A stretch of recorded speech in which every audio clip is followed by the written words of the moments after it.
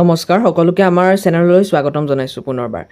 আজি আমি first unit test Biswanath জিলাৰ ক্লাছ 9ৰ ছ'চিয়েল ছায়েন্সৰ পেপাৰখন ডিছকাছ কৰিম। যিসমূহ ছাত্ৰ ছাত্ৰীয়ে বিশ্বনাথ জিলাৰ পৰা চাই আছে সেইসমূহে আমি ভাবিছোঁ যে তোমালোকে পৰীক্ষাটিত ভালদৰে অৱতীৰ্ণ হৈছে বা তোমালোকৰ সমাজ বিজ্ঞানৰ পৰীক্ষা বহুত ভাল হৈছে। আৰু বিশ্বনাথ জিলাৰ বাহিৰৰ অৰ্থাৎ অসমৰ চুককোণৰ পৰা যিসমূহ ছাত্ৰ ছাত্ৰীয়ে চাই আছা সেইসমূহৰ বহুতৰে ফাৰ্ষ্ট ইউনিট টেষ্টৰ ছ'চিয়েল ছায়েন্সৰ পৰীক্ষা হয়তো হৈ গৈছে, কিন্তু বহুতৰে বাকী আছে। গতিকে প্ৰতিজন ছাত্ৰ ছাত্ৰীৰ সুবিধাৰ্থে আমি পেপাৰসমূহ ডিছকাছ কৰি আছোঁ।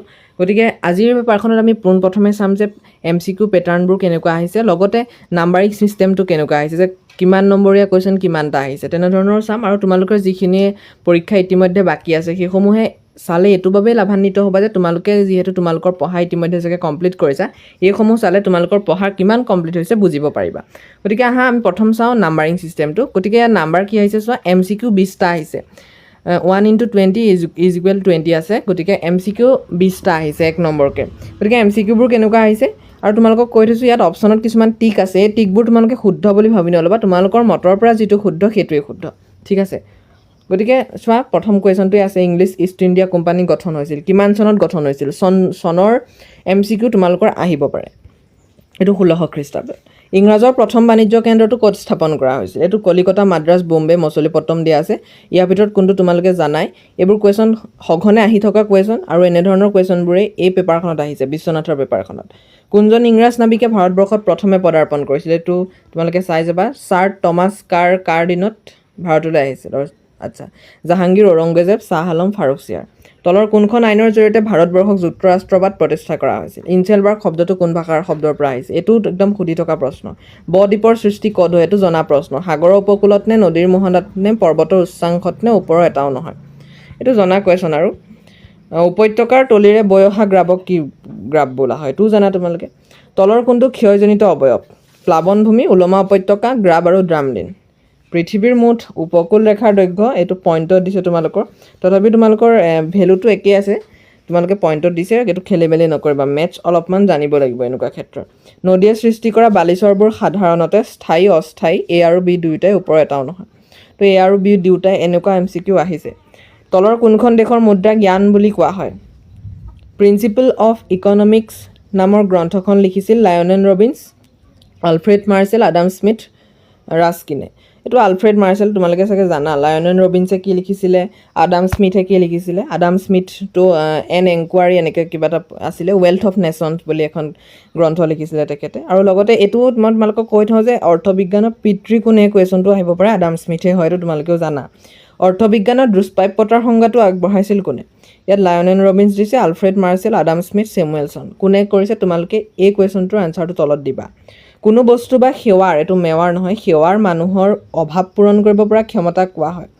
এইটো বহুতে যদি অৰ্থনীতিৰ তেনেকুৱা থিয়ৰিবোৰৰ যদি তোমালোকৰ সংজ্ঞা বা তোমালোকে ভালদৰে বুজিব নোৱাৰা, এনেধৰণৰ কুৱেশ্যনবোৰত কিন্তু তোমালোকে খেলি মেলি পাবা। গতিকে এনেধৰণৰ কুৱেশ্যনবোৰ ভালদৰে চাবা। কোনো বস্তু বা সেৱাৰ মানুহৰ অভাৱ পূৰণ কৰিব পৰা ক্ষমতাক কি বুলি কোৱা হয়, সেইটো জনা কথা, কিন্তু বহুতে খেলি মেলি কৰিছে ইয়াত।